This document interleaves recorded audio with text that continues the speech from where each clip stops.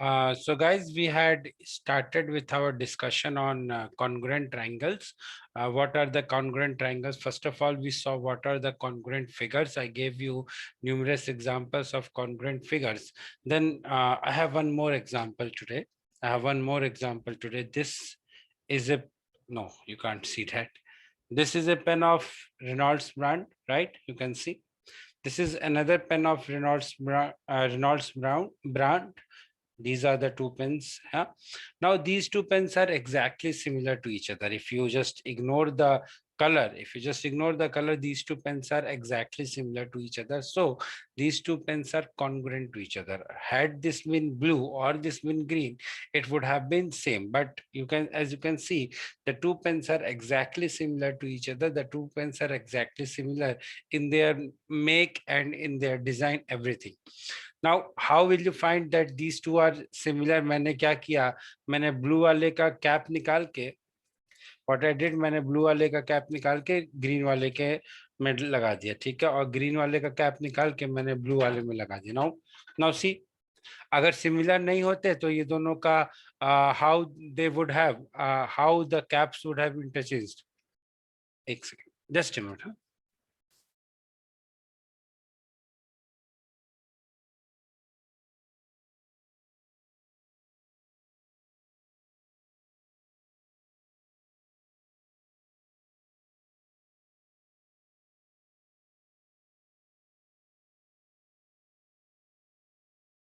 So what I was saying, that these two figures will be, these two pens are similar. So this is how we define the similar triangle. This is how we define the congruent triangles. When one figure is exactly similar to the another, we say that the two figures are congruent. Now, I can't use this fact while solving the questions.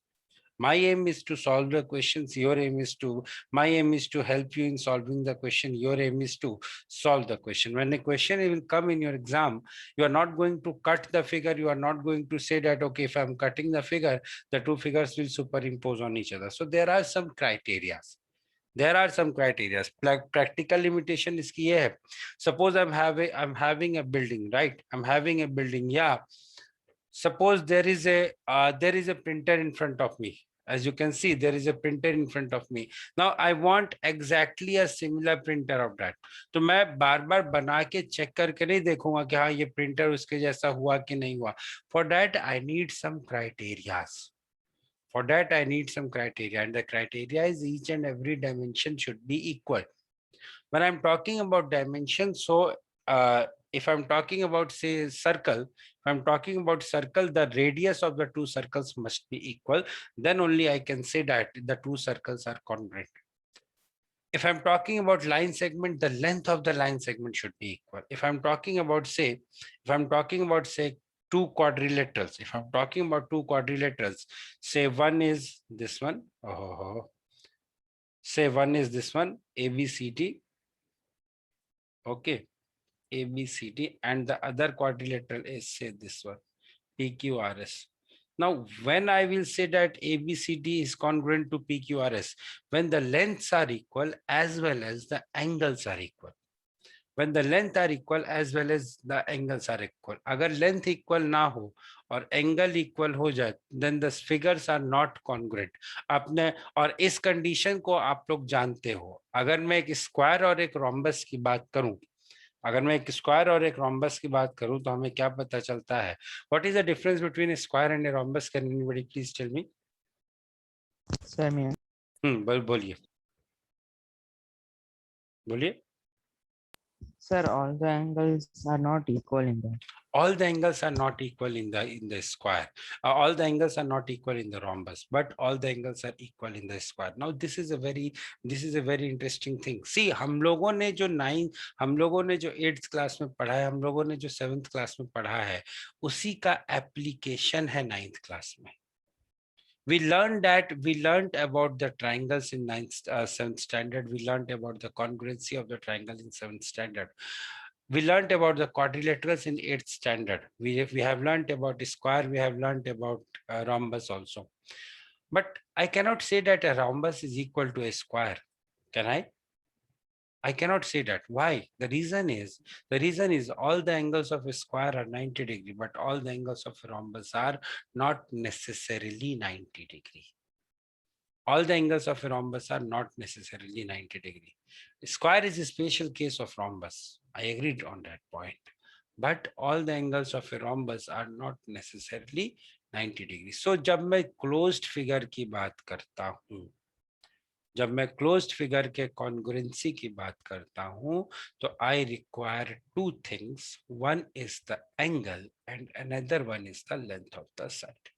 Is it clear for is it clear to everyone why I require two criteria? Why I require angle and the length of the side? हाँ, length of the side and the angle, because अगर मैं सिर्फ length की बात करूं तो फिर मेरे पास प्रॉब्लम हो सकती है. अगर जैसा कि हम लोगों ने देखा, अगर मैं सिर्फ एंगल की बात करूं, again I will have some issues.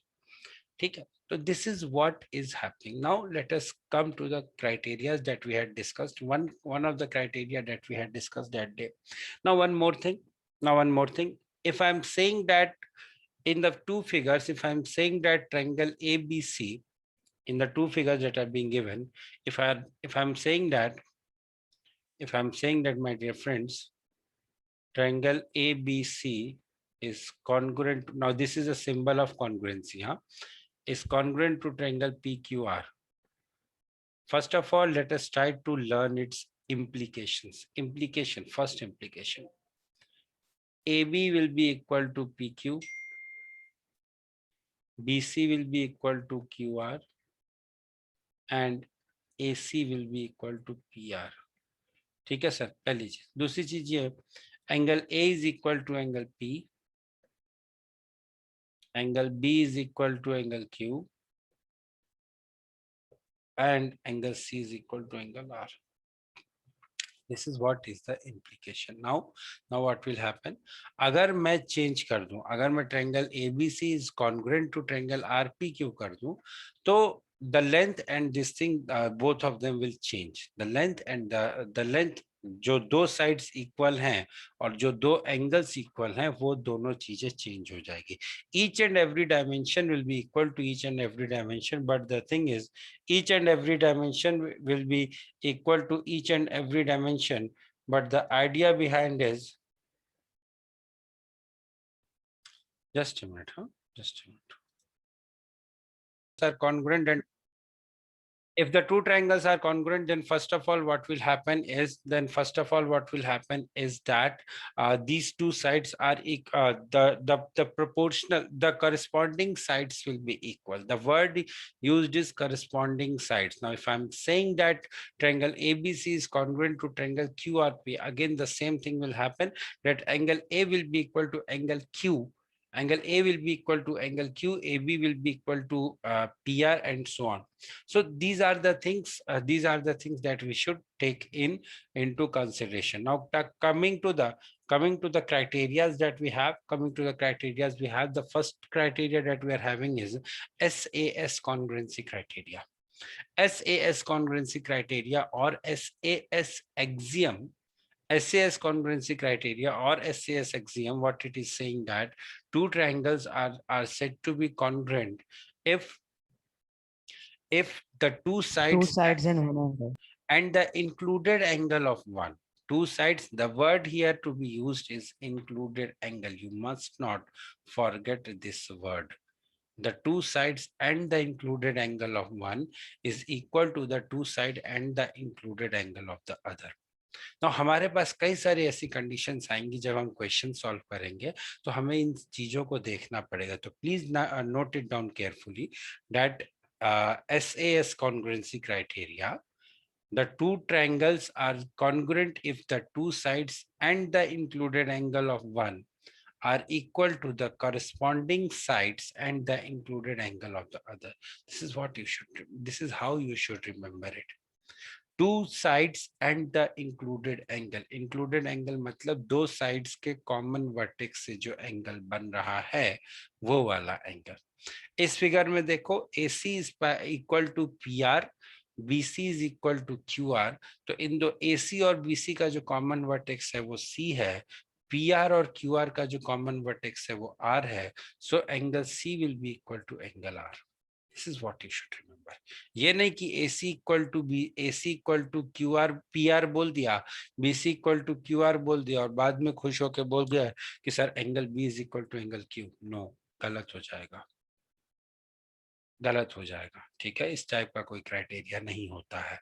क्या क्राइटेरिया होता है? एससीएस कॉन्ग्रुएंसी क्राइटेरिया होता है. Believe me my dear friends, this has lot of confusion. So those who think that नहीं लिखेंगे फिर भी हो जाएगा, please don't be in that confusion. Please write it down.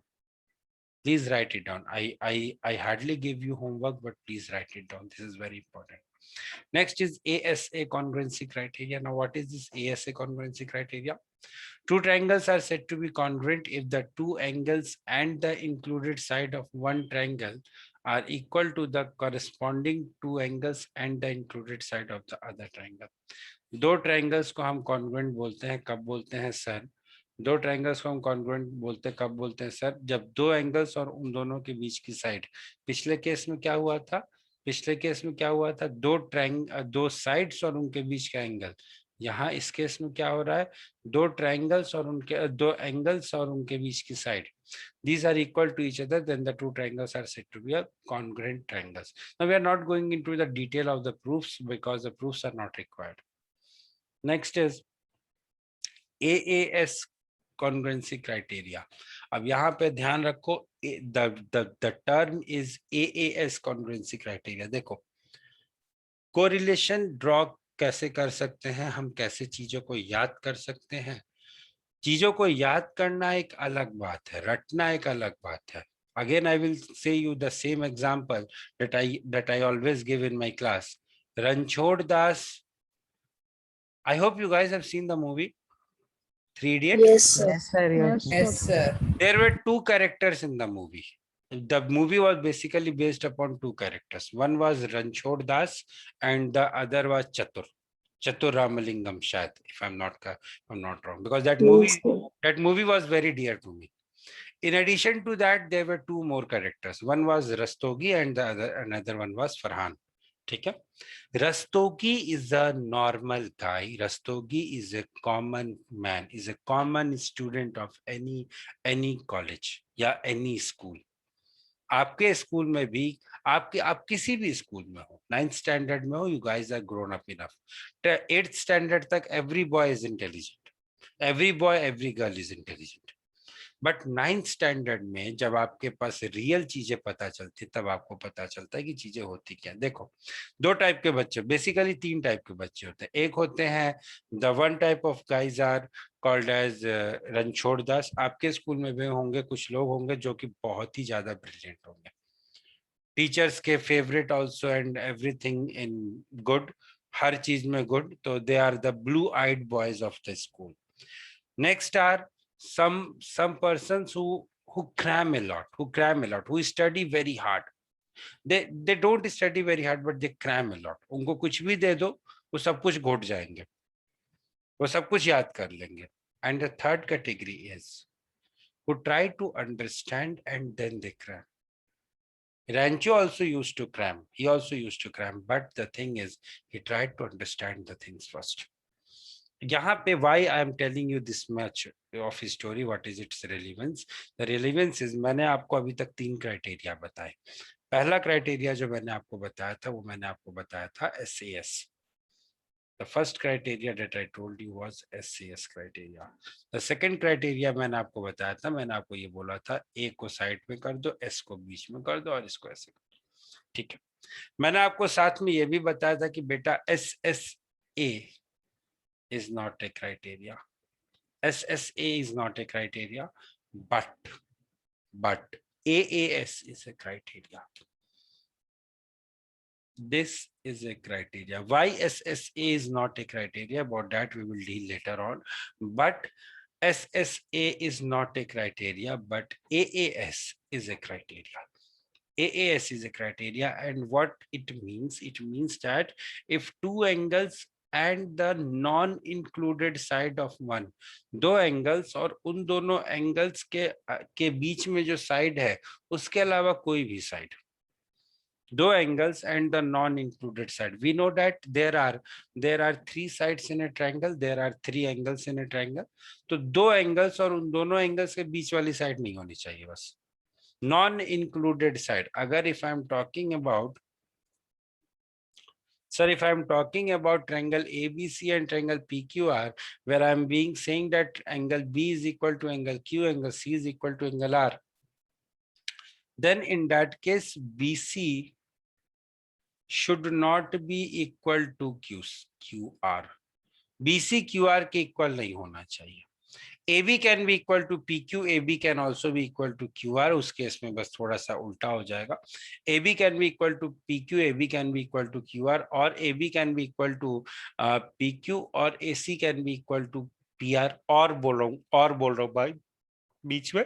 So अगर ऐसा होगा तो I can say that the two triangles are, if the situation is like that, then I can say that the two triangles are congruent. So congruency के लिए क्या हुआ? Again I'm saying you the same thing. What is for the congruency? Congruency के लिए यही condition है कि if my angles, if my two angles and the third non-included side,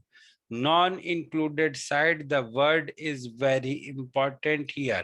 The two angles and the non-included side of one are equal to the two angles and the non-included side of the other triangle, then the two triangles are called as congruent to each other. Next, SSS congruency criteria. अभी तक हम लोगों ने क्या देखा था? अभी तक हम लोगों ने चार क्राइटेरिया देखे थे. कौन कौन से देखे थे सर? तीन क्राइटेरिया बेसिकली अभी तक हम लोगों ने देखे थे. चार देखे थे कह सकते हो. सबसे पहले हमने देखा सर SAS, उसके बाद हमने देखा सर ASA, उसके बाद हमने आपने बोला कि sir SSA is not a congruency criteria but AAS is a congruency criteria. Next sir हमने देखा कि SSS is a congruency criteria. SSS मतलब दो ट्रायंगल्स अगर इक्वल है, तो अगर उनकी साइड्स इक्वल है, तो उन दोनों ट्रायंगल्स के बीच का, तो वो दोनों ट्रायंगल्स इक्वल होंगे. अगर दो now see this condition is not valid for an square. This condition is not valid for a square. If two sides of the three sides of a triangle are equal to each other, then the triangles are congruent to each other. If two triangles are congruent, if the three sides of the triangle are equal to the corresponding three sides of the other triangle. ठीक है, तो ये हो गया भाई. आगे बढ़ते हैं.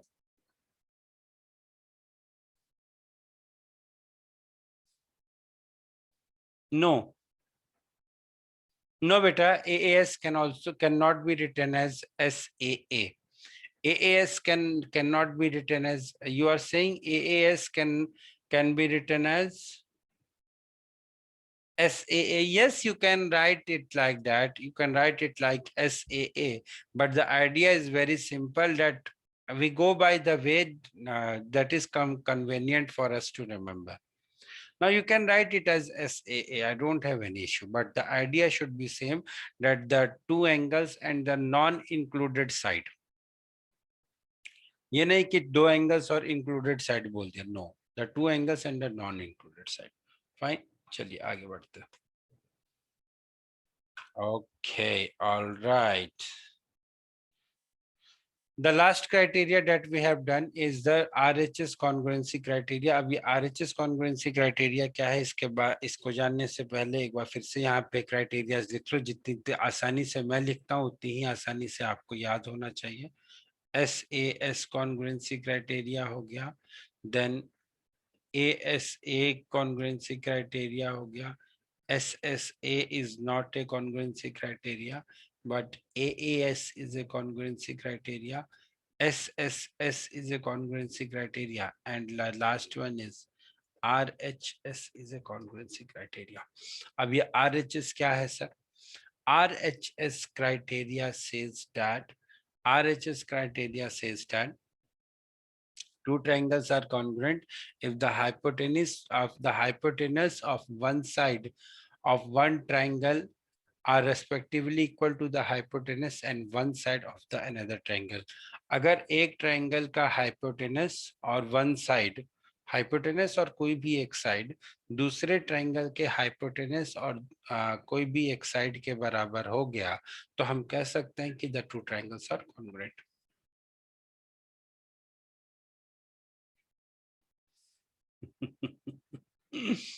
रुक जा बेटा, ज्यादा तेज मत बढ़, रुक जा एक minute. If the two triangles are congruent, if the hypotenuse and one side of one triangle are respectively equal to the hypotenuse and one side of the other triangle, अगर ऐसा है तो हम कह सकते हैं कि the two triangles are congruent to each other। तो अभी तक हम लोगों ने 1 2 3 4 5 क्राइटेरियाज पढ़े हैं। 5 क्राइटेरियाज ये हैं। पहला क्राइटेरिया SAS, दूसरा क्राइटेरिया ASA, तीसरा क्राइटेरिया AAS, चौथा क्राइटेरिया SSS और पांचवा क्राइटेरिया RHS। ये 5 क्राइटेरियाज की वजह से ये चैप्टर काफी ज्यादा कॉम्प्लिकेटेड बन जाता है, क्योंकि आपको सवाल करते वक्त आपको ये पता लगाना पड़ेगा कि भाई कहाँ पे कौन सा क्राइटेरिया लग रहा है। नॉर्मली प्रॉब्लम ये होती है कि हमें पता ही नहीं चलता कि क्राइटेरिया लग कहाँ रहा है और कैसे लगाना है क्राइटेरिया। ठीक है, चलिए लेट अस मूव फर्दर। अब बात ये आती है कि सर SSA क्यों नहीं एक कॉन्ग्रुएंसी क्राइटेरिया है? SSA क्यों नहीं एक कॉन्ग्रुएंसी क्राइटेरिया? देखो भाई, मैंने क्या किया, मैंने इस ट्रायंगल की दो साइड्स को मैंने इक्वल कर दिया। ये जो व्हाइट से ड्रॉ की गई साइड्स हैं, ये दोनों साइड्स को मैं इक्वल कर रहा हूँ। अब मैं ये देखने की कोशिश कर रहा हूँ कि मेरे पास कितनी पॉसिबिलिटीज हो सकती हैं। मेरे पास कितनी पॉसिबिलिटी, एक तो ट्रायंगल ये हो गया। अब मैं आपको बताता हूँ कि मेरे पास डिफरेंट ट्रायंगल्स कितने सारे बन सकते हैं। देखो जरा ध्यान से, ये जैसे जैसे ये मूव कर रहा है, एक पॉइंट यहाँ पे इंटरसेक्ट किया, एक पॉइंट यहाँ पे इंटरसेक्ट किया, एक पॉइंट यहाँ पे इंटरसेक्ट किया, तो वो सारे केसेस में जो मेरा ट्रायंगल बनेगा, जो सारे केसेस में जो मेरा ट्रायंगल बनेगा, the triangle will be congruent. अगर मैं आपकी बात मान लेता तो the triangle would have been congruent to the given triangle. इस कंडीशन से मेरे पास कई सारे ट्रायंगल्स बन सकते हैं। देखो ये है ना, अब ये दोनों साइड्स तो इक्वल हैं, ठीक है। अब मैं क्या कर रहा हूं, मैं ऐसे भी एक ट्रायंगल बना सकता हूं, ऐसे भी बना सकता हूं, ऐसे भी बना सकता हूं, ऐसे भी बना सकता हूं। तो ये वाला ट्रायंगल, दिस वन, और जो मेरा ओरिजिनल ट्रायंगल था दिस वन, ये दोनों में S S S S A is satisfied. SSA is satisfied, क्योंकि ए कैसे बनेगा, अगर मुझे ये एंगल चाहिए, मुझे ये वाले एंगल को इक्वल करना है, या मेरे को एंगल इक्वल करना, मुझे ये वाले एंगल को इक्वल करना, मैं यहाँ पे रख सकता हूँ, मैं यहाँ पे रख सकता हूँ। In every case the angles are going to be equal. That is why there are multiple possibilities possible. That is why this SSA is not a congruency criteria. This SSA is not a congruency criteria. हाँ जय बोलिए। Sir can triple A B A congruency criteria? Wait कीजिए, पहले जो बताया वो पहले सुनिए, उसके आगे की बात करना है। अगर कंप्लीट ना हो तो बोलिएगा कि सर आपने ये नहीं बताया। Just wait for minute. So there are multiple possibilities possible. See, this is also SSA. This is also SSA. The two cases are of SSA only. So there are multiple possibilities possible. That is why I'm saying that this SSA is not a congruency criteria. Next हम बात करते हैं कि why AAA is not a congruency criteria. Again there are multiple possibilities possible. कैसे sir, समझ में नहीं है, जरा समझाइए। देखो ये एंगल तो हमारा कॉमन वाला एंगल हो गया। अब इस लाइन के पैरेलल आप कोई भी लाइन खींच दो, तो सर ये वाला एंगल और ये वाला एंगल इक्वल होगा, ये वाला एंगल और ये वाला एंगल इक्वल होगा। तो भाई ये ट्रायंगल 1 और ये दूसरा ट्रायंगल हो गया मान लो ट्रायंगल 2। तो ट्रायंगल 1 एंड ट्रायंगल 2 दोनों ट्रायंगल्स, चलो मान लिया, बोल दिया कि, but they are not congruent. They are not congruent. Although the angles are equal, but triangle 1 is not congruent to triangle 2 because ये वाली जो लेंथ है और ये वाली जो लेंथ है, these two lengths are not equal. Although the angles are equal, but the two lengths are not equal. Similarly, ये वाली जो लेंथ है और ये वाली जो लेंथ है, although the angles are equal, but the lengths are not equal.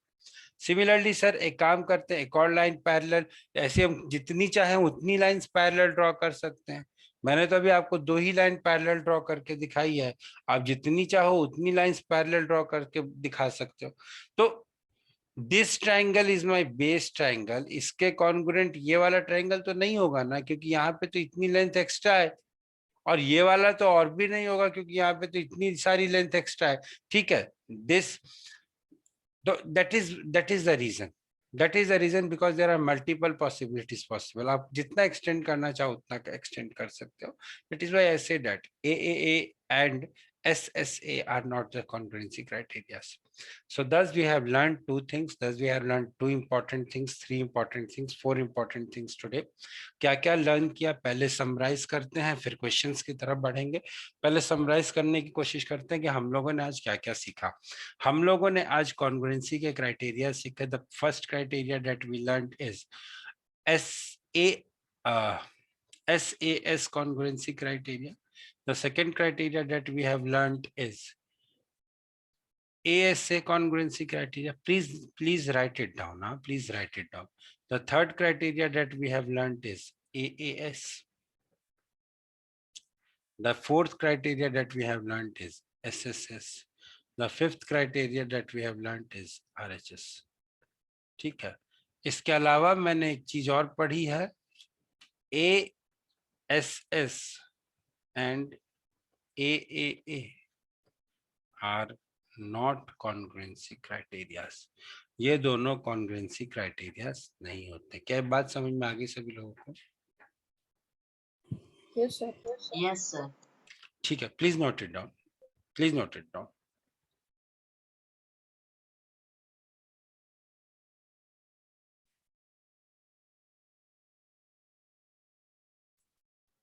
Please not.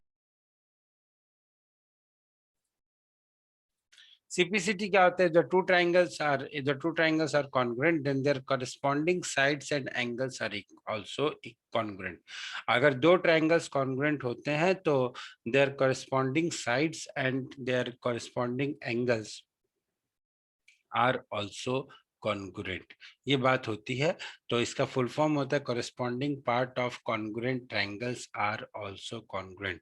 Corresponding part of congruent triangles are also congruent. अगर आपने कहीं पे ये लिख दिया है कि triangle ABC is congruent to triangle PQR, तो corresponding parts मतलब अगर मैं angles की बात करूं तो angle A is equal to angle P, angle B is equal to angle Q and angle C is equal to angle R.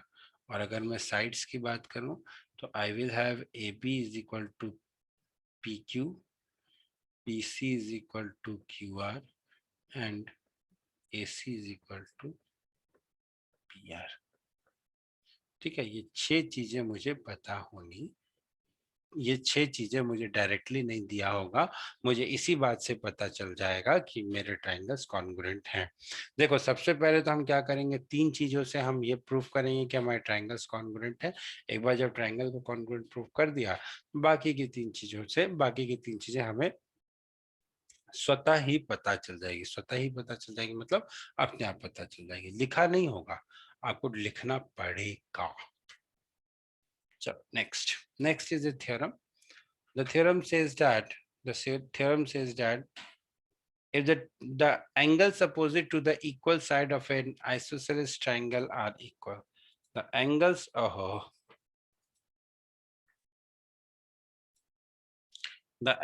opposite to the equal sides of an isosceles triangle are equal. क्या है theorem? Theorem क्या है? हमें यह दिया हुआ है कि we are having that एक ट्रायंगल ABC है जिसमें कि ऐसे कुछ सिचुएशन है कि AB is equal to AC, ऐसा मुझे दिया हुआ है कि AB is equal to AC। ठीक, अब मुझे क्या प्रूफ करना है? मुझे ये प्रूफ करना है कि the two triangles are congruent to each other. ठीक, पहला मेथड इन्होंने क्या किया है, इन्होंने ये किया है कि एक एंगल बाइसेक्टर ड्रॉ किया है एंगल A का। Now these proofs are important. जो प्रूफ करवाऊंगा क्लास में, these proofs are important, and जो proof मैंने छुड़वा दिए, those proofs are not important. So first of all, what they have done is they have drawn angle bisector AD of angle A. They have drawn angle bisector AD of angle A such that this AD is meeting the side BC at point D. ठीक sir, angle bisector draw कर दिया। अब इन्होंने क्या बोला, अब इन्होंने ये बोला कि जरा दोनों ट्रायंगल्स में देखा जाए।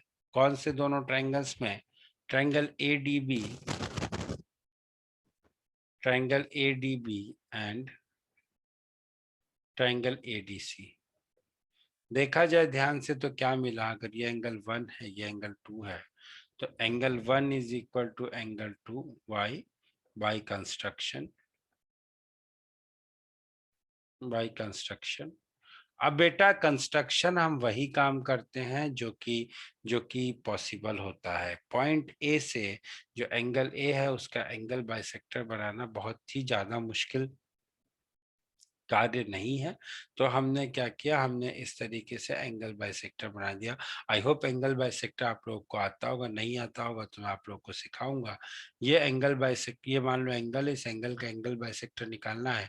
कैसे निकालेंगे? मान लो ये पॉइंट ए है, यहाँ पे आप अपने पेंसिल का पॉइंट, आप अपना जो कंपास है, कंपास का पॉइंटेड पार्ट रखो, जो नुकीला पार्ट होता है। उसके बाद आप क्या करो, हाफ से ज्यादा एक आर्क लो, हाफ से ज्यादा आर्क लो, हाफ से ज्यादा इसकी लेंथ लो और एक आर्क इस तरीके से ड्रॉ करो। कैसे आर्क ड्रॉ करोगे? कंपास का पॉइंटेड पॉइंट यहीं पे होना चाहिए और जो रेडियस आपने लिया है उस रेडियस का आप ऐसे आर्क ड्रॉ करो।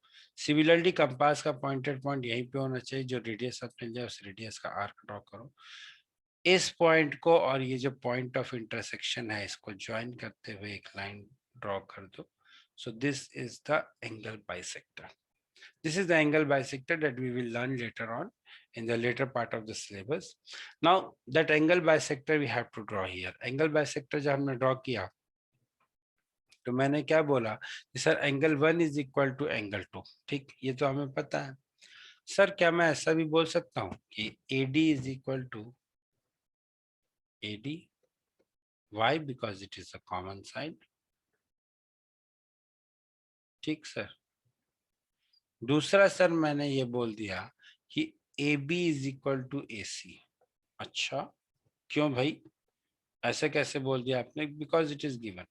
तो क्या मैं ये कह सकता हूँ कि दोनों ट्रायंगल्स जो हैं, ये दोनों ट्रायंगल्स कॉन्ग्रुएंट है, therefore triangle BAD is congruent to triangle CAD. BAD is congruent to triangle CAD. Why? Except J and Tanmay, anybody can tell me why triangle BAD is congruent to triangle CAD? J and Tanmay, you are not supposed to speak. हाँ बताइए। Yes, sir.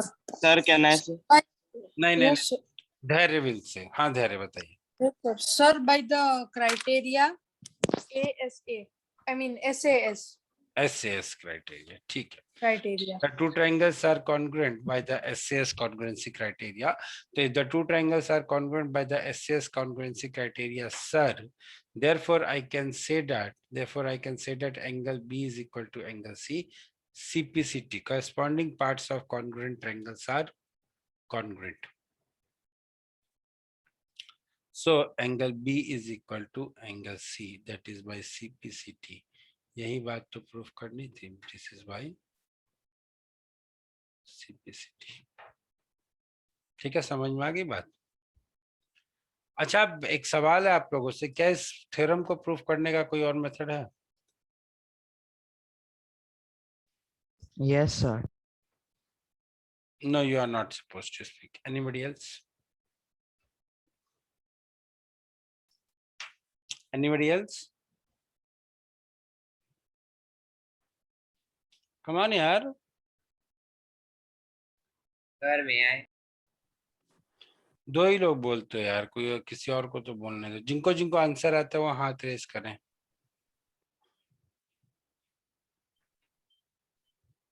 Ayush, okay, Ayush, Adi, Jay, Tanmay. Ayush, Adi, Jay, Tanmay. Anybody else?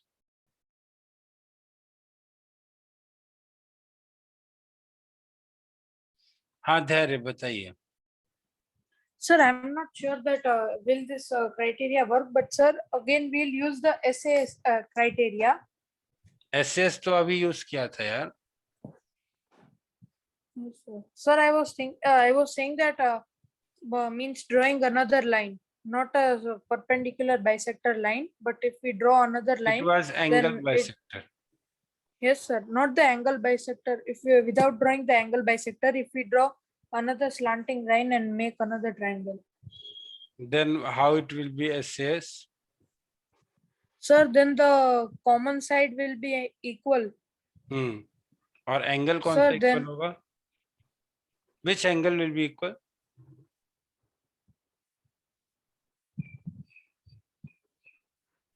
no, sir. Sorry, sir. No, please don't be sorry. Well tried. There, क्या नाम है उसका? There you have tried well. You please keep on trying. हाँ, you please keep on trying. It makes me very happy when you try.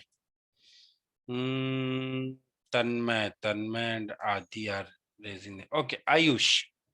Ayush, can you please tell me? Or maybe by RHS criterion. RHS criteria. Interesting. How? Where it is given that hypotenuse is same of the two triangles. And the angle D looks like 90 degree. Angle D looks like 90 degree. बेटा आपको पहले भी बता दिया. Just a minute. हाँ, I have to support it by my Aadhaar card number. If I cannot support, that means the geometry will not consider my name as proof. So please. Sir, I got it, sir. Here the hypotenuse is equal and one side AD is also equal, so we can say Which one that is 90 degree? Where is 90 degree? Hypotenuse तो right angle के case में आता है ना बेटा. Sir, it is because as it is an angle bisector. तो angle bisector है तो एंगल ए को इक्वल पार्ट्स में डिवाइड करेगा. वो 90 डिग्री कैसे हो जाएगा यार? कैसी बातें कर रहे हो? What you are saying? Angle bisector है, एंगल ए का बाइसेक्टर होगा, होने दो. How it can be? How you can say that the angle bisector of angle A will be perpendicular on AD? You can't say it. Come on. Sir, बोलिए. we can use the ASA congruence criteria. कैसे भाई? Sir, the angle. एक Sir, minute. the angle A is divided into two equal parts. So we get the first angle there, and then we get the side, and then we get the angle D. Sorry, sir, angle. बोलिए. Sir, angle B and C are equal because you said that because it is isosceles triangle. बेटा यही तो proof करना है कि B and C are equal. बेटा यही तो प्रूफ करना है कि angle B is equal to angle C. And then also it will not be. Then it can be AAS. AAS it can be, but then also यही तो proof करना है कि angle B is equal to angle C. Sir, but if we remove the angle bisector, it becomes an equilateral triangle. So angle B is equal to angle C. You remove angle bisector means?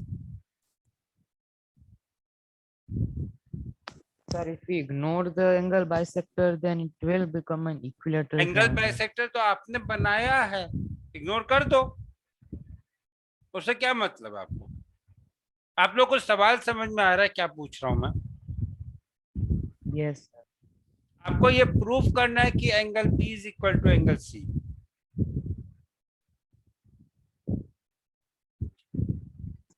Sir, by CPCT. भाई CPCT? अरे तो CPCT तो बाद में लगेगा ही. मैंने क्या पूछा आपको समझ में आया? Say yes or no. मैंने बोला कि सर एक मेथड तो ये है, I am asking you to think can there be any other method. Yes No, Jay, sir. Yes Jay, आप बताइए. जय. No, sir.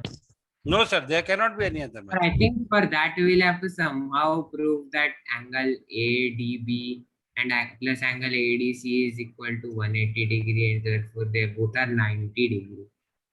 तो कैसे करेंगे बताइए. वही सोच रहा हूँ. Anybody else? Anybody else? Nobody. सोचना नहीं है कुछ भी. Sir, बोलिए. sir, can we say that line AD is the bisector of line BC? Why?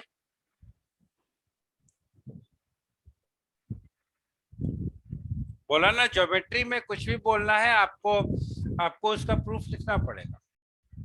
Why?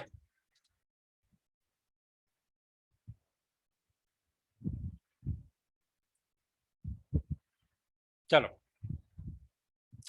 सोचते नहीं हो यार तुम लोग.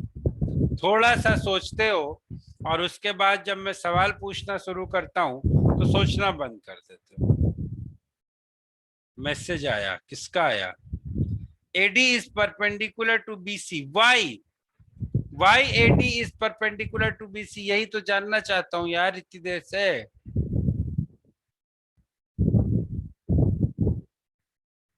आप कुछ भी बोलोगे मैं उसमें अपना y तो लेकर आऊंगा ही. तो इससे अच्छा ऐसा कुछ बोलो जिसमें y ना आए. ऐसा कुछ क्या हो सकता है? Well tried all of you, but you all fell into my trap. हाँ बोलिए. Sir, can we say that a whole angle D is equal to 180 degree by linear pair? हाँ कह दिया. फिर उसके बाद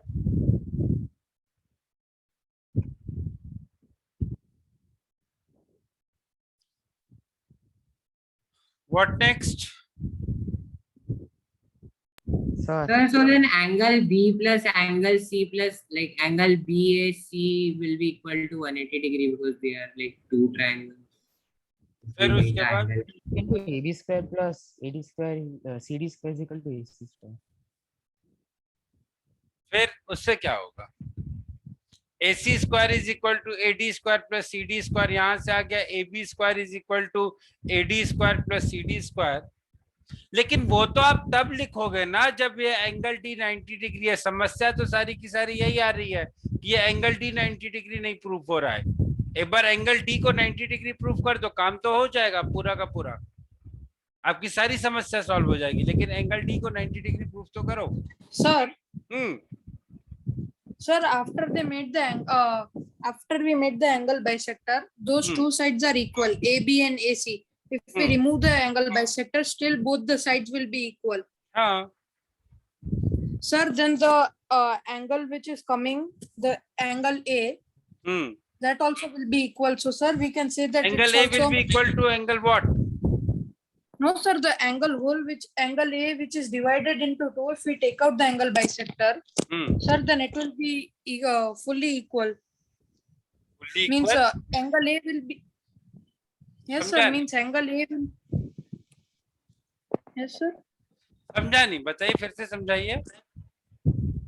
Sir, here angle bisector, after we have drawn the angle bisector, AB is equal to AC.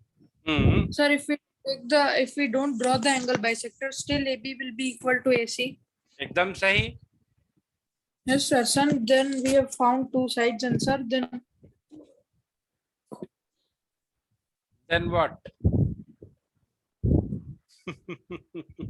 Sir, we can do BD into CD is equal to AD square. BD into CD equal to AD square. ये कहाँ से है भाई? ये तो right angle के case में होता था. Yes, sir. For proving AD is 90 degree, that only. वही तो समस्या है. प्रूफ तो कर भाई कि AD is 90 degree, angle D is 90 degree. This is what I want to ask.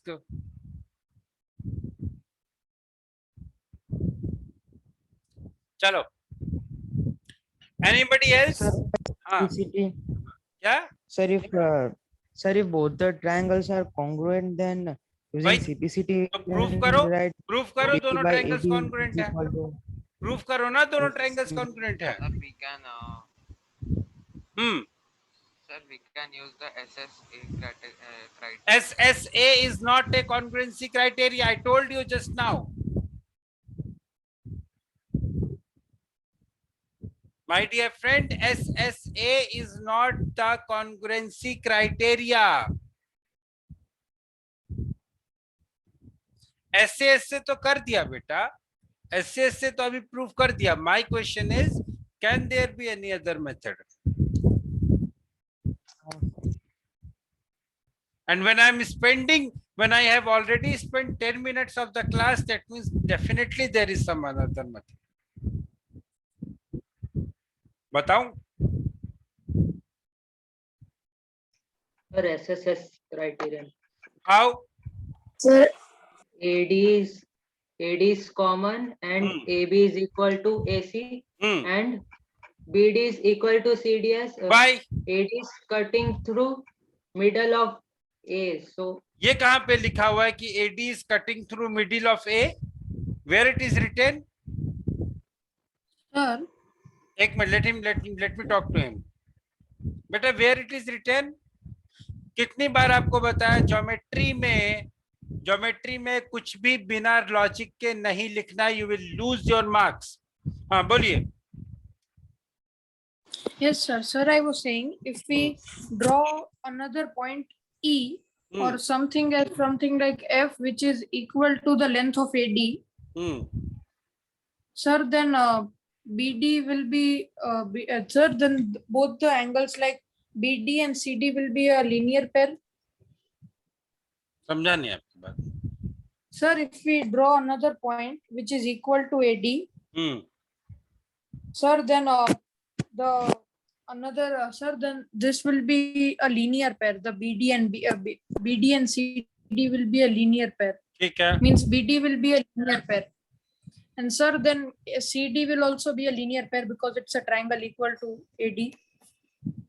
If we draw if we draw one more triangle which is whose like the length is equal to AD. Sir, if we draw another point, sir, if we draw another point perpendicular to D, which is the length of AD, sir, then BD will be equal to DC. BD will be equal to CD. आप एक काम कीजिए, आप लिखिए आप क्या बोल रहे हैं, क्योंकि आप खुद ही कंफ्यूज हैं. हाँ जी आदि बोलिए. एक मिनट वेट, परी बोलिए परी बोलिए. Sir, RHS criteria will come. How? Sir, so there are two triangles and ABD and CAD. So there are two right angles and they are congruent. Where is the right angle? I cannot see any right angle here.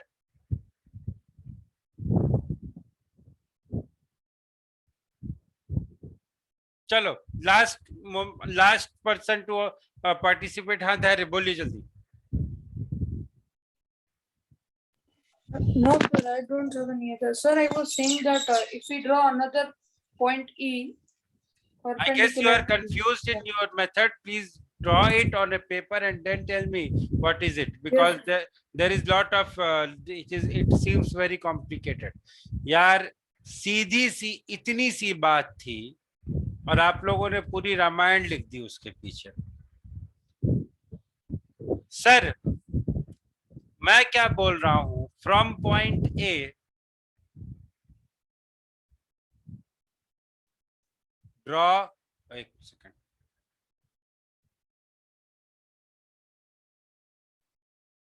Draw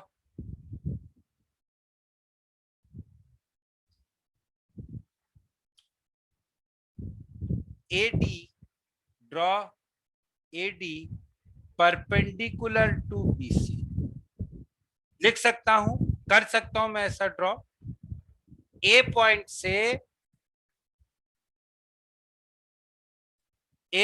से बेटा it will not meet the side eight 90 degree. Angle bisector जरूरी नहीं है कि it will not the side eight 90 degree. You are wrong. मैंने क्या किया, मैंने ए पॉइंट से एक एडी ड्रॉ किया which is perpendicular to BC. मैं किसी पॉइंट से किसी लाइन पे परपेंडिकुलर ड्रॉ कर सकता हूँ. ये मेरी नाक एक पॉइंट है. मेरे लैपटॉप का स्क्रीन एक प्लेन है. यहां से मैं एक परपेंडिकुलर लाइन ड्रॉ कर सकता हूँ जो मेरे लैपटॉप के स्क्रीन पे परपेंडिकुलर होगी. I can draw it. Idea बहुत ही सिंपल है. ये पॉइंट है, यहां से एक लाइन परपेंडिकुलर ड्रॉ करना है. एक काम करो, इस लाइन के हाफ से ज्यादा का मेजरमेंट ले लो और आर्क ड्रॉ कर दो. ये एक पॉइंट है.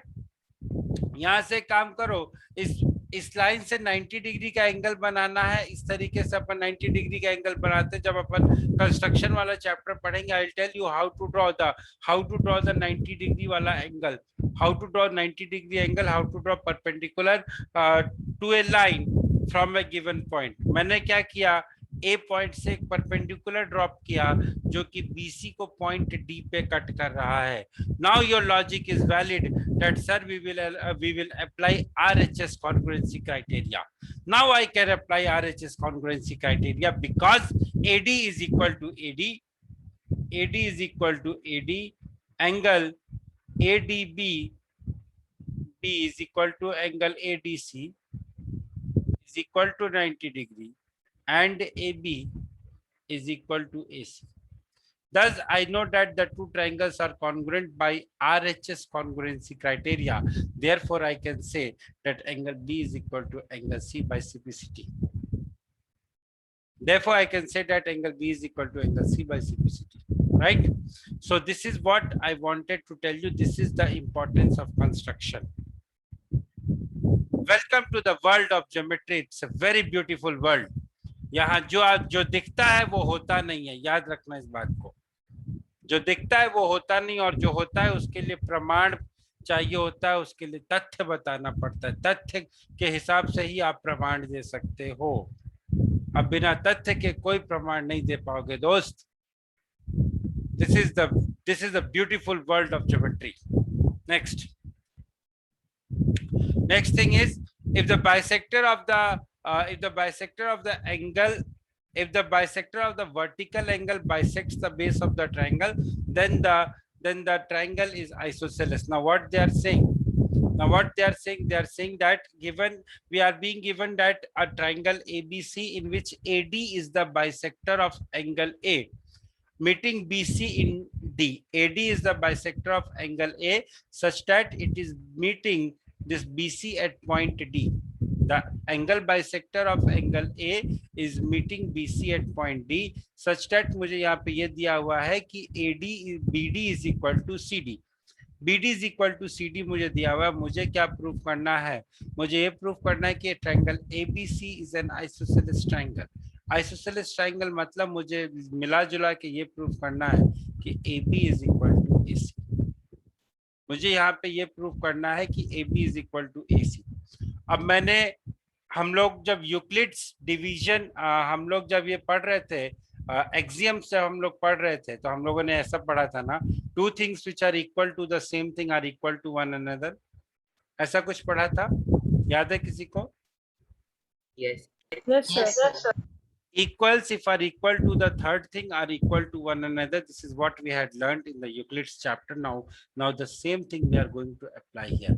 देखो, it's practically not possible to prove AB is equal to AC without construction.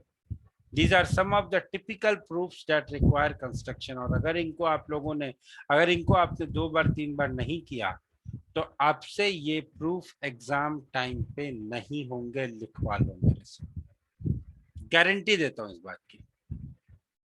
अगर मैं इस टॉपिक को पढ़ के ना हूं तो इस टॉपिक के क्वेश्चंस मेरे से नहीं होंगे.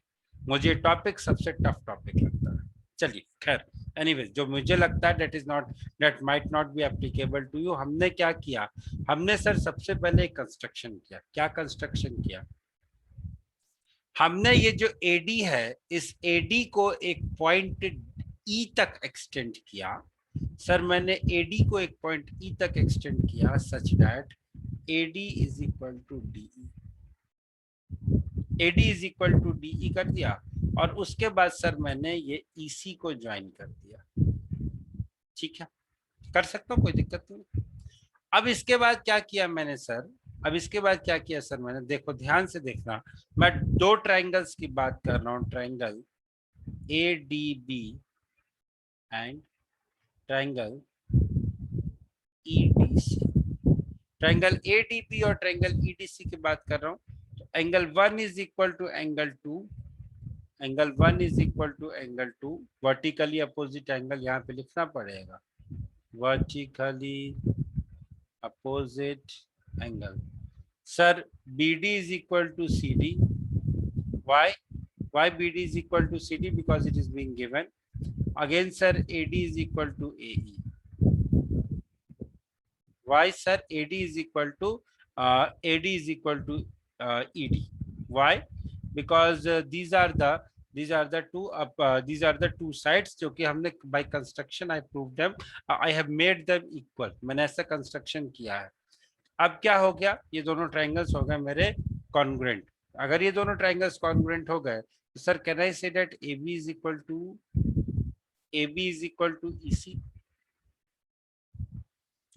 मैं कह सकता हूँ AB is equal to EC, say yes or no?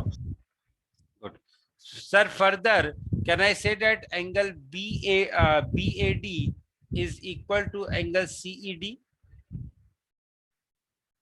Can I say that? Yes, angle, huh? Yes, sir. Can I say that angle BAD is equal to angle CED? Further, sir, can I say that angle BAD is equal to angle CAD? Because AD is the angle bisector. कह सकता हूँ ऐसा? बोलो हाँ या ना? Yes, sir. So sir, can I say that angle CED is equal to angle CAD? Angle CED is equal to angle CAD, ऐसा बोल सकता हूँ? Yes. बोलो भाई। Yes, sir. Yes, sir. Angle CED is equal to angle CAD बोल सकता हूँ। Therefore, I can say angle CED is equal to angle CAD. अब एक बात बताओ, इस ट्रायंगल की बात करते हैं, ट्रायंगल CAE। यहाँ पे हमें ये पता है कि AC is equal to EC, तो यहाँ पे मुझे पता है कि angle CED is equal to angle CAD। तो can I say that AC will be equal to EC? Say yes or no?